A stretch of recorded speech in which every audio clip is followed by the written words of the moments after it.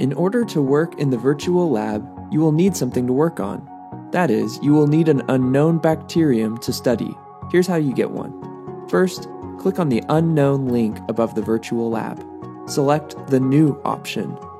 Provide a label for your unknown organism in the Unknown Session Name box. You will use this name to locate this unknown from among all those in the Select Session box. Select whether this will be a normal unknown session or will be a special Save the Patient session.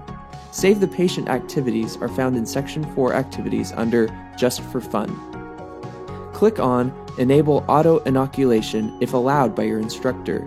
This option is only available during creation of an unknown session. Once turned on for this microbe, it can't be turned off, and if it is not turned on during creation of the unknown, it can't be turned on. Be sure your instructor has approved the use of auto-inoculation for the unknown session. Lastly, click Submit, and the unknown microbe will be created. A case study will appear, followed by a gram stain for you to interpret. The Select Session box will display the name you provided for this unknown.